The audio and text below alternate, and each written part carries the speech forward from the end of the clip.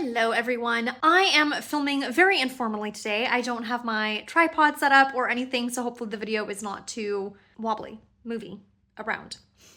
It is Friday evening and I decided to do a little mini reading challenge this weekend to see how many hours I can read over the weekend. I have a random number generator and I've been trying to decide what's the maximum I want to put into the generator. How much reading realistically do I think I can do?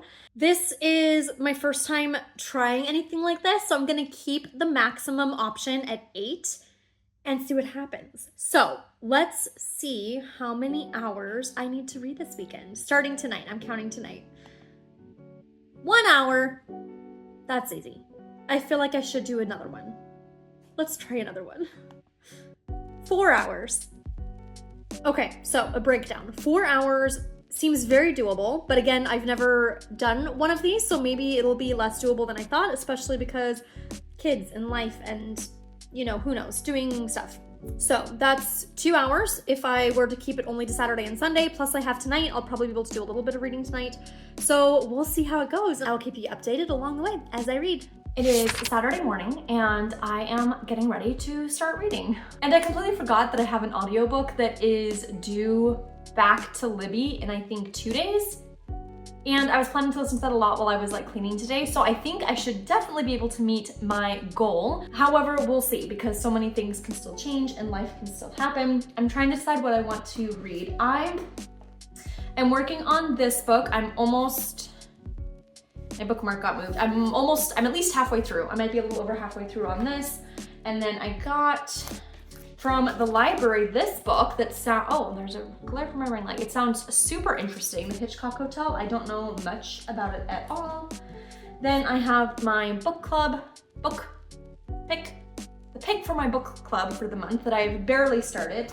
And then this book that I am really enjoying and I'm almost halfway through. So I think, what am I feeling right now? I think I'm feeling this one. I'm gonna read this one a little bit and see how much reading I can do.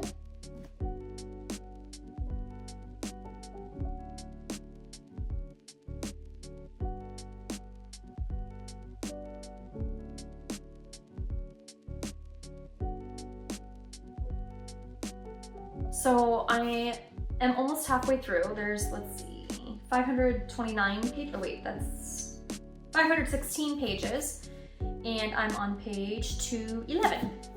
So I'm really enjoying it. I can't remember how I found this, if it was a recommendation on BookTube. I think it was, but I can't remember right now. Hopefully I wrote it down, who it was that I saw recommend this.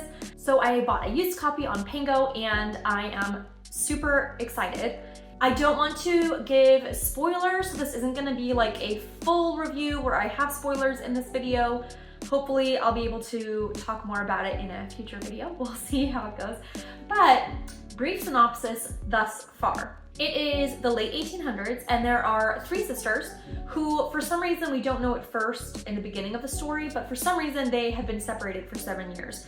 And we we're seeing glimpses that there is bitterness, there's distrust, something happened 7 years ago that is why they no longer see each other. Well, on this day in the late 1800s, there is an event, if I remember correctly, back from the beginning of the book. It was for an event for the women's suffrage movement. Something happens, I don't want to divulge too much, and all of a sudden there is a vision appears or a crack in reality, and all 3 sisters end up seeing this same vision of this tower. And as it turns out, all 3 sisters happen to be in the same city, New Salem, at the same time. They reconnect and they have all of their 3 individual stories that we see little bits and pieces of it coming out as we progress through the story. And of course, there is magic involved. One of the sisters is really trying to combine the women's suffrage movement with the witches movement and try to get witches to be allowed again and magic to be allowed. But of course, there are people who are fighting the women's suffrage movement. There are people who are definitely fighting the witches movement. So the 3 sisters end up coming together and trying to reconcile their differences while also working together for women's rights and for the cause of magic. But I'm still figuring out all the pieces. Of course, there are other characters involved and all sorts of things, but that's the broad strokes. It's very interesting. One of the reasons I picked it up is because I really liked that it sounded like it was going to combine a lot of history from Salem and from women's suffrage, women's rights, and some about Salem and witch trials and all of those things, but also in a purely fictional way. So far I'm really enjoying it. It's a super fun vibe. It feels very fall to me. It feels very fun and cozy, so it's the perfect vibe for me for this month. Okay, it is currently Sunday afternoon and getting into evening, so my lighting is weird, and remember how I said life happens? Life has happened in the last 24 hours. Everything's fine, but my youngest just got sick. It's just that time of year, and so we didn't sleep very well last night. So I'm very tired. However, because I was awake a lot last night, I got a lot of reading done. So, update first on yesterday. It's also very interesting because I was recording just the snippets that I read, and since I was timing it, it was interesting noting just my normal reading patterns, like as I would be reading along and being like, okay, I'm kind of ready to take a break, and then noting like the times that I read. So it's interesting that obviously I've only been recording for one day, but it felt like normal reading rhythms for me, that I tend to read in 20 to 30 minute chunks, and then I'm just ready for a break. So that was interesting to me. So I did a bit of jumping around. I listened to 10 minutes of the audio book that I'm listening to, which is, oh, I'm using my phone to record. I was like, where's my phone?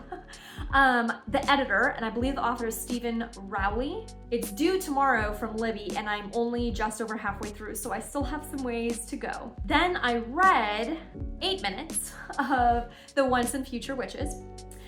Then I took a break. I can't remember why. Probably I got interrupted, or maybe I don't know what I did. For some reason, I took a break. And then I came back and read 20 more minutes of The Once and Future Witches. Then I did 30 minutes of my audiobook, still on the Editor. Then I started a new read aloud with my kids. We just started reading Artemis Fowl, so I spent 18 minutes reading that to them. And then I jumped to this book, and I read 23 minutes of this, and then I took a break, was doing other things, and then I read 20 more minutes. And then I took another break, and then I was up with my son, and then I read 40 minutes of this book, and I ended up finishing it. So my grand total from a little bit Friday night and then yesterday, Saturday, I read 169 minutes, or about 2.81 hours. So I have barely done any reading today. I've just been so tired, and I keep being like, oh, I need to go read, and then, I haven't, so. But it should still be doable. I just need about an hour and 10 minutes left of reading, so I should definitely be able to do that. I'll probably listen to my audiobook some more. I want to go run the dishwasher and tidy up in the kitchen, so I'll probably listen to my audiobook while I do that. And I do hope to get back to The Once and Future Witches today. But first, some updates on the books that I read. I didn't get very far in The Once and Future Witches, so I probably won't talk more about that, but I will give a little update on The Party of Two, or just Party of Two. Okay, so a brief synopsis of this book. Olivia Munro is starting a law firm. She was living in New York, and she just moved to LA to start a law firm with her best friend. And she happens to run into a very attractive man at a bar one night, and they really hit it off. They talk for a couple hours. They both really like each other, and she finds out that night when she goes home and turns on the TV that was none other than a state senator. At first, she does not want anything to do with him. She doesn't really want, well, she's attracted to him, but she doesn't want to date a politician. So one thing leads to another. They end up crossing paths again, and they end up deciding to try to date and see how it goes. I will try to keep this spoiler free. If I do end up saying a spoiler, I will give a disclaimer before I say it so you have time to click off. I had mixed thoughts on this book. I was prepared to give it 4 stars. Usually for my romance books, I really like a lot of backstory and deep characters, and I really like a lot more character-driven books than plot-driven, and this book was definitely not as deep. I mean, the characters still had backstory, they were both still working on things, but it just felt like a more fun romance, which I love a fun romance too, so it's different from the typical romances I usually like. But I was enjoying it for what it was, and just a fun, light read for the month. I love that it is set in LA, which is the area that I grew up in. I like that it talked a lot about themes of feminism and racism and class privilege. I loved that the senator was so outspoken on prison reform and things of that nature. I like how she brought that into the story. But okay, here's the thing. And this probably does have some spoilers because I'm going to say some of the things that I did not like that happened from probably the middle of the book on. So if you want to avoid all spoilers, skip ahead a little bit. What's the dude's name? I just finished this and I already forgot. Max. Okay. So he seems really great. He seems like he's done a lot of work, and that comes up in the story that he was raised in a very privileged way. Some things happened that made him start to realize and take stock of his own internalized racism and privilege. So he is a person that is capable of doing the work. However, there seemed to be things, even like during the course of their relationship, where I couldn't quite put my finger on it until the third stage, whatever that term is. I'm really tired, I can't think of it. When they break up towards the end, before they get back together. It wasn't until closer to that part that I realized that it felt like love bombing. He would say all the right things, but like with the purpose of, manipulating her at the end of the day, because she knew herself. She knew, like, you could see glimpses that she was like she really liked him. She genuinely fell in love with him, but she didn't know if that's the life she wanted for herself for multiple reasons. And like you can see in the story, and she knows herself, she knows these reasons. And yet he keeps saying, but I love you so much, and just all these things. And I know, love bombing is complicated, but there was more, I don't know. I didn't love it. I didn't like how often she would like say something and he would just be like, but I love you. And then he would like buy her cakes all the time. And I guess those things where it just seemed like, maybe that's not the definition of love bombing, but like he would just, I guess it is, like shower her with the praise or, I don't know, cakes and pies to try to just be like, yeah, but we have a great relationship. I don't know. He was so happy in the relationship because of what she did for him and how he felt when he was with her. And to his credit, a friend in the story does call him out on that, but it's very brief, very brief. He spends so much time being like, oh, that's what it was. Like he would get jealous if she did not meet him where he was at. And he would be like very annoyed and upset. And he didn't like, and that happened, I think 3 or 4 times before they broke up. He didn't get angry. He didn't like overreact, but when the story is telling it from his point of view, he's just like, he's very frustrated and angry internally, or frustrated internally that she's not doing or responding the way that he thinks she should, or that he would, or that he wants her to. Anyways, back to what I was saying. To his credit and to the author's credit, one of his friends calls him out on that, but it's like 1 or 2 brief sentences where he's like, the friend says basically like, hey, I hear you talking an awful lot about how you feel, but how does she feel? How do you make her feel?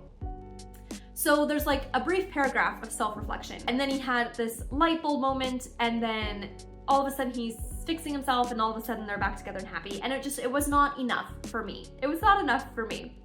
So I think overall, I'm gonna give it 3 bookmarks, maybe 3.5 bookmarks. It was still a fun read, definitely some spice. It was a fun, light read, but yeah, I don't know. Didn't love a lot of the characteristics of Max. So that's my story on Party of Two. I keep trying to say the wrong title, but I'm glad I read it. I'm glad I got it off of my physical TBR. This was the book that I unwrapped from my physical TBR for the month of October, so that is super fun. And the audiobook I've been listening to, The Editor, I was listening along, and I know, so it's about an author, and as I've stated, I love books about authors and writing and books about books, so it's so fun. So at the beginning of the book, he is the author of Stephen Rowley wrote this book, and his main character wrote a book. I keep getting all mixed up with my pronouns. The main character, Frank, I am blanking on his name. The main character, he is having a meeting with an editor because he got a call and he is hoping that the editor wants to pick up his book. And so he walks in, and the editor, as it turns out, is Jacqueline Kennedy Onassis. And he's shocked, and he's like, oh, like, I can't believe it's the former first lady and all of these things. And that kept coming up, that she was like famous and all these things. But it took me until almost halfway through to be like, wait a second, is he actually talking about the actual Jackie Kennedy? And so I Googled, and sure enough, Jackie Kennedy Onassis worked for a publishing company for a while. So I did not know that. I don't know if that's common knowledge, but that was a piece of history that I was unaware of. So it is fiction, like this main character, Frank, he was not a real person, but she did actually work for a publishing company. So I think that's really cool. So the story so far is about him, and he is dealing with some family complications with his mom. His mom's not happy that he's writing this book, so there's that going on. He has a very supportive boyfriend, but they're kind of working through some things too, and it's about his working relationship with getting his book published with Jackie Kennedy. So I'm really enjoying it. I like his writing. I think I said this before, I've read a couple other books by him. So I am enjoying it, and hopefully I can plug along and finish it today before it's due back at Libby.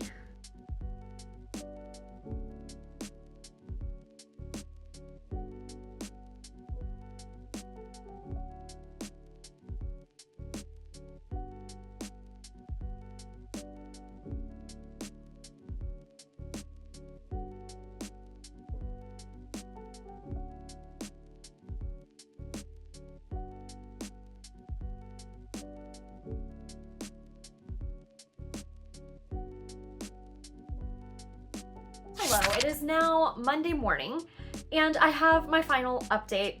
I will say it first, and then I will give commentary. So yesterday, Sunday, I read a grand total of 28 minutes. Oh my goodness. So I listened to 10 minutes of the editor, the audiobook. Then another time I listened to 16 minutes of the editor, and I read about 2 minutes of the Once and Future Witches. Yeah, yesterday did not quite go as planned. I was exhausted, and there was just a lot going on with being a parent yesterday. So yeah, I got 28 minutes read. So my grand total for my challenge was 197 minutes, which made me a mere 43 minutes short of my 4-hour goal. And it's kind of funny. I mean, it's kind of sad, but it's kind of funny because yesterday I was like, oh, this is going so well, and next time I can totally make it even bigger and do like a big challenge, and then I didn't end up finishing. So I'm thankful now that the random number generator picked 4 hours, because even that, you know, I obviously didn't make it, but at least I was close. So I'm glad it wasn't a bigger one. I'm glad I did stick with the smaller a smaller range option for the generator. But I definitely would be open to doing this again, and I would definitely be open to doing it with a longer time. But yeah, you just can't always account for life and lack of sleep and all the things that happen.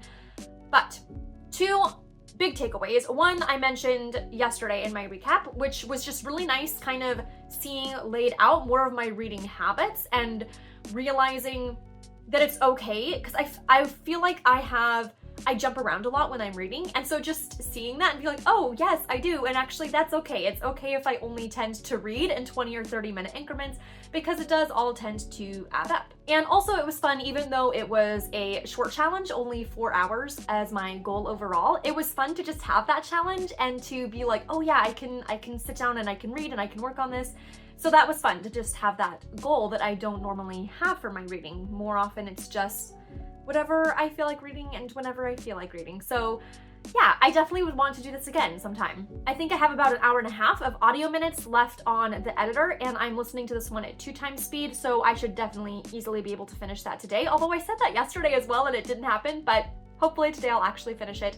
I am really enjoying it. I really like the themes right now. It's talking a lot about like the family relationships that I mentioned yesterday, and I am really enjoying that, and the main character's progress in listening to himself and self-discovery and self-expression, and the way that his manuscript is feeding into his real life, and the way when he's working on his real life, it's helping his manuscript to be better. Yeah, I'm really enjoying it. So I will give a final recap in my monthly wrap up after I finish this. So that should be hopefully going up first week of November, if you are curious to hear more about the editor. I originally was hoping that I would finish the Once and Future Witches this weekend. Definitely did not. I'm still just about halfway through. I am really enjoying it. I don't know. I guess it wasn't one that I was feeling to just like sit down and finish over the weekend, but that's okay. I still hope to finish it before October is over. So thanks for coming along on this reading challenge. I'm so curious. I know that a lot of booktubers do this random number generator telling you how much to read thing challenge. If you have done that, let me know, what numbers did you use and what did the generator end up picking? Did you feel like it was realistic? Was it too much? And yes, I'll figure out what I want to do for my next one and when, and we'll try it again. Until next time, happy reading. Hopefully the video is not too much moving around. That didn't make sense. No. Let's see. I think, oh, I'm using my phone. I did it again. I was like, where's my phone? I'm using my phone.